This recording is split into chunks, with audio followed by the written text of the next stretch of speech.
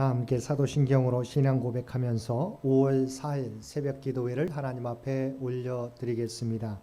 전능하사 천지를 만드신 하나님 아버지를 내가 믿사오며 그 외아들 우리 주 예수 그리스도를 믿사오니 이는 성령으로 잉태하사 동정녀 마리아에게 나시고 본디오 빌라도에게 고난을 받으사 십자가에 못 박혀 죽으시고 장사한 지 사흘 만에 죽은 자 가운데서 다시 살아나시며 하늘에 오르사 전능하신 하나님 우편에 앉아 계시다가 저리로서 산자와 죽은 자를 심판하러 오시리라. 성령을 믿사오며 거룩한 공회와 성도가 서로 교통하는 것과 죄를 사하여 주시는 것과 몸이 다시 사는 것과 영원히 사는 것을 믿사옵나이다. 아멘. 우리 다 함께 찬송 94장 통합찬송가 102장입니다. 94장 통합찬송가 102장입니다.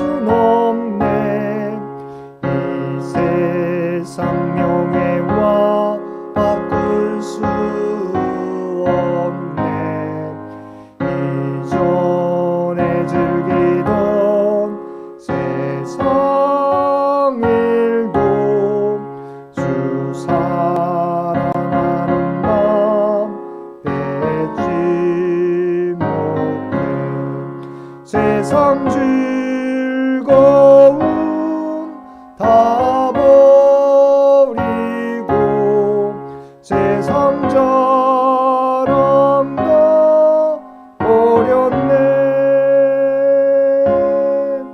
주 예수보다도 귀한 것은 없네. 예수밖에는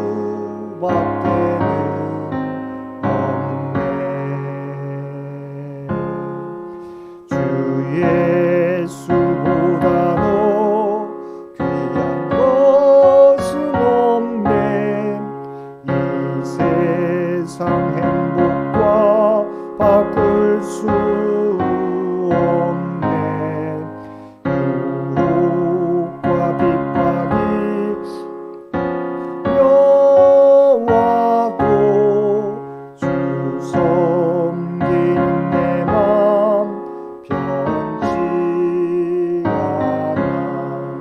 세상 즐거움 다 버리고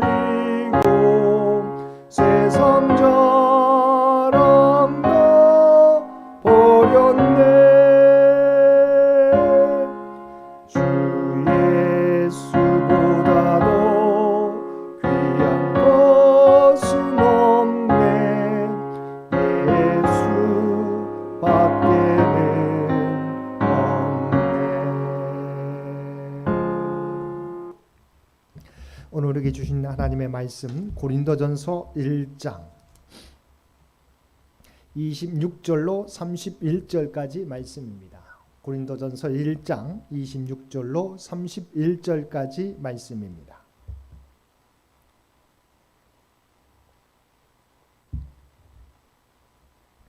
고린도전서 1장 26절로 31절까지 우리 주신 말씀 한 절씩 교독합니다. 형제들아 너희를 부르심을 보라. 육체를 따라 지혜로운 자가 많지 아니하며 능한 자가 많지 아니하며 문벌 좋은 자가 많지 아니하도다. 그러나 하나님께서 세상에 미련한 것들을 택하사 지혜 있는 자들을 부끄럽게 하시려고 세상에 약한 것들을 택하사 강한 것들을 부끄럽게 하려 하시며 하나님께서 세상에 천한 것들과 멸시받는 것들과 없는 것들을 택하사 있는 것들을 폐하려 하시나니 이는 아무 육체도 하나님 앞에서 자랑하지 못하게 하려 하시니라. 너희는 하나님으로부터 나서 그리스도 예수 안에 있고 예수는 하나님으로부터 나와서 우리에게 지혜와 의로움과 거룩함과 구원함이 되셨으니 기록된 바 자랑하는 자는 주 안에서 자랑함과 같게 하려 함이라. 아멘. 오늘도 새벽을 깨우고 말씀과 기도로 수요일 하루를 시작하는 우리 모든 성도들 가운데 하나님의 놀라운 은혜가 언제나 함께 하시기를 주님의 이름으로 간절히 축원드립니다. 우리는 어제 18절에서 25절의 말씀에서 그리스도의 십자가가 세상의 지혜로는 이해할 수 없는 하나님의 지혜와 능력이라는 진리의 말씀을 살펴보았습니다. 이어지는 오늘 본문에서는 이 원리가 현재 고린도 교회의 상황과 성도들의 체험을 통해 어떻게 실질적으로 나타나는지 보여주고 있습니다. 먼저 고린도 교회 성도 대부분은 사회적으로 영향력 있는 사람들이 아니었습니다. 최근의 연구들은 고린도 교회에 아마 세 부류의 사람들이 있었을 것이라고 추정합니다. 그들은 많지 않은 엘리트들과 몇몇 사회적 신분 상승을 노리던 신흥 부자들 그리고 많은 가난한 자들이었습니다. 엘리트들은 세상적으로 지혜롭다고 여겨졌고 사회적 정치적 영향력을 지닌 사람들이었습니다. 이들은 부유하고 높은 지위의 가정에서 태어났으며 고린도 교회 구성원의 5에서 10% 정도를 차지했습니다. 두 번째, 신분 상승을 시도하던 중간 계층은 고린도 도시의 자유민 신분이었을 것이라고 추정되며 교회 구성원의 10에서 20%를 차지한 듯합니다. 마지막 계층인 가난한 자들은 교육을 받지 못했고 약하고 배고프고 매맞고 박해받고 수치를 당하던 사람들이었습니다. 이들은 아마 교회 구성원의 대다수인 70% 정도를 차지했을 것입니다. 그 당시 고린도 교회 구성원 중에 대다수가 가난한 자들이었던 이유는 고린도 성 중에는 인구 60만 중에 40만 명이 노예였기 때문입니다. 그런데 이들이 교회 내에 들어와서 자리가 잡힌 후에는 자신들의 과거 신분을 망각하고 각 계파로 나누어 분파적 행동을 일삼았던 것입니다. 그러니 교회 안에 파당이 생기고 갈등이 발생한 것입니다. 바울은 성도들의 사회적 지위, 학식과 문벌이 세상의 기준으로는 보잘것없지만 하나님의 부르심은 이런 조건들과 상관이 없다고 지적했습니다. 그러므로 세상의 잣대로 자신을 내세우고 파당을 지어 서로 갈등하는 일이 신앙 공동체 안에서는 매우 무의미하고 불필요하다는 것입니다. 이 가르침은 오늘날 우리에게도 그대로 적용됩니다. 하나님 우리를 세상의 잣대로 평가하여 하나님의 자녀 삼아주신 것이 아닙니다. 오직 하나님의 은혜로 우리를 부르시고 하나님의 자녀 삼아주셨습니다. 그러면 우리가 자랑할 것은 아무것도 없습니다. 오직 겸손하게 하나님의 부르심에 감사하며 다른 지체들에 대하여 존중해야 할 것입니다. 하나님이 세상에서 미련하고 약한 이들을 택하신 이유는 스스로 지혜롭다고 여기는 교만한 이들을 부끄럽게 하시기 위해서입니다. 십자가는 흉악한 죄인들이 매달렸던 사형틀이었습니다. 당시에는 치욕의 상징이었습니다. 그런데 예수 그리스도께서 십자가에 달리심으로 십자가는 우리의 구원의 상징이 되었습니다. 율법을 잘 지켜 의롭게 되려고 애쓰는 사람들도 오직 예수 그리스도를 주님으로 받아들이면 의롭게 된다는 진리 앞에서 부끄러움을 당했습니다. 세상의 학문으로도 해결하지 못한 죄의 문제를 예수 그리스도를 통해 해결해 주셨습니다. 예수 그리스도를 십자가에서 죽게 하심으로써 우리의 죄를 해결하시고 우리를 구원에 이르게 하신 것입니다. 하나님은 사람들이 무시하던 십자가를 오히려 구원의 상징으로 바꾸셨고 세상 사람들이 떠받들던 지혜를 오히려 어리석음으로 낮추셨습니다. 바울은 이어서 하나님이 고린도 교회 성도들을 선택하신 이유를 말하고 있습니다. 28절 말씀입니다. 하나님께서 세상에 천한 것들과 멸시받는 것들과 없는 것들을 택하사 있는 것들을 폐하려 하시나니. 바울 사도는 고린도 교회 성도들을 가리켜서 지혜로운 자, 능한 자, 문벌 좋은 자라고 하지 않고 이와 대조적으로 천한 것들, 멸시받는 것들, 없는 것들이란 용어를 사용하였습니다. 그 이유는 고린도 교회 성도들을 욕보이거나 비판하려고 함이 아니었습니다. 하나님이 그들을 선택하신 이유가 있음을 역설하기 위해서였습니다. 하나님께서는 지혜로운 자들을 부끄럽게 하시고 강한 것들을 부끄럽게 하시며 있는 것들을 피하시기 위해 이들을 선택하셨습니다. 그것은 아무 육체도 하나님 앞에서 자랑하지 못하게 하려는 것입니다. 따라서 바울은 고린도 성도들에게 자기 만족이나 자기 홍보를 위해 자랑할 어떤 근거도 존재하지 않다는 것을 분명하게 설명하면서 분쟁 가운데 있는 성도들을 책망하였습니다. 오늘날 교회도 마찬가지입니다. 하나님 앞에 나오는 사람들은 세상의 것을 앞세우며 특별 대접을 받으려는 교만한 생각을 버려야 합니다. 그런 생각을 가지고 있으면 하나님의 은혜를 망각한 자가 되는 것입니다. 하나님은 교만한 자를 물리치시고 겸손한 자에게 은혜를 주신다는 사실을 잊지 마시기 바랍니다. 바울 사도는 결론적으로 그러므로 자랑하는 자는 주 안에서 자랑하라고 권면하고 있습니다. 모든 지혜와 의로움, 거룩함과 구원함은 예수 그리스도께 있습니다. 세상의 지혜와 학문과 혈통은 예수 그리스도의 복음 앞에서 내세울 것이 없는 부끄러움이 될 뿐입니다. 그런 것들을 통해서는 죄와 죽음의 문제를 전혀 해결할 수 없는 것입니다. 오직 예수 그리스도만이 우리의 구원이시고 의로움이시며 참된 지혜이십니다. 그래서 우리가 자랑할 것은 예수 그리스도 안에 있다는 사실입니다. 바울 사도 또한 예레미야 선지자의 글을 인용하여 자랑하는 자는 주 안에서 자랑하라고 우리에게 바로 주장하고 있는 것입니다. 예레미야 9장 23절과 24절 말씀입니다.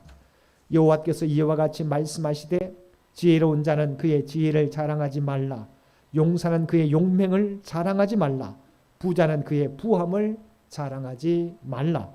자랑하는 자는 이것으로 자랑할지니 곧 명철하여 나를 아는 것과 나 여호와는 사랑과 정의와 공의를 땅에 행하는 자인 줄 깨닫는 것이라. 나는 이 일을 기뻐하노라. 여호와의 말씀이니라. 즉 지혜로운 자나 용사, 부자는 각기 자기의 지혜나 용맹, 부함을 자랑하지 말고 오직 여호와께서 사랑과 정의와 공의를 땅에 행하는 분임을 깨닫는 것을 자랑해야 하는 것처럼 고린도 교인들 역시 인간적인 지혜나 힘을 자랑하지 말고 오직 그리스도만을 자랑하는 한 마음을 품으며 서로 겸손해야 한다는 것입니다. 사랑하는 성도 여러분, 우리가 세상에서 자랑하는 것들은 하나님께서 가지신 것에 비해서는, 그리고 하나님께서 우리에게 주시기를 원하시는 것에 비해서는 아무것도 아닙니다. 그러므로 우리는 초라한 인간의 지혜와 영광을 가지고 어리석게 자랑할 것이 아니라 사도 바울과 같이 열린 눈을 가지고 광대하신 하나님의 영광과 지혜를 바라보며 그 가운데 우뚝 서 계시는 예수 그리스도의 십자가만을 자랑할 수 있어야 하겠습니다. 그리스도의 십자가 말로 하나님에게 있어서 의와 영광의 극치요, 우리 인간에게 있어서는 그 영광으로 가는 유일한 통로가 되는 것입니다. 오늘도 우리의 구원자 되시며 광대하신 하나님의 영광과 지혜로 인도하시는 주님을 자랑하며 주님의 뜻 가운데서 살아가시는 저와 여러분 모두가 되시기를 주님의 이름으로 간절히 축원드립니다. 함께 기도드리겠습니다. 사랑과 은혜가 충만하신 아버지 하나님, 우리는 연약한 자들이었으나 하나님의 은혜로 하나님의 자녀 삼아 주셨음을 감사드립니다. 우리가 가진 것을 헛되이 자랑하지 말고 우리를 구원하여 주신 하나님의 은혜에 감사하며 겸손히 주님의 뜻을 이루어가는 우리 모두가 되게 하여 주옵소서. 오늘도 나의 나된 것은 오직 하나님의 은혜임을 고백하며 주님만 자랑하며 살아가는 우리 모두가 되게 하여 주시옵소서. 특별히 이 나라 이 민족을 긍휼히 여겨주시고 창현재단을 아버지 하나님 지켜주시며 아버지 하나님 사랑하는 주의 백성들의 모든 형편과 사정을 아시는 주님, 그들의 모든 간구 가운데 응답하여 주옵소서. 오늘도 부족한 저희들을 통하여 하나님의 뜻이 이 땅에 이루어지는 놀라운 은혜를 더하여 주옵소서. 이제는 우리 주 예수 그리스도의 은혜와 아버지 하나님의 극진하신 사랑하심과 성령님의 세상 끝날까지 우리와 동행하시며 인도하시는 놀라운 교통의 역사가 오늘 주신 말씀을 따라 나의 나된 것은 오직 하나님의 은혜인 것을 기억하며 세상의 것으로 자랑하지 않고 오직 주님만을 자랑하며 살아가겠노라고 결단하며 세상 가운데 나아가는 사랑하는 주의 백성들과 그의 가정과 산업의 터전 위에 이제로부터 영원토록 함께 주시기를 우리 주 예수님의 이름으로 간절히 축원하옵나이다. 아멘. 여러분 기도하실 때 오늘 주신 말씀을 위해서 이 나라 이 민족을 위해서 창현재단을 위해서 창현의 가족들을 위해서 기도해 주시고 각자의 기도 제목 가지고 하나님 앞에 더욱더 가까이 나아가시기를 바랍니다.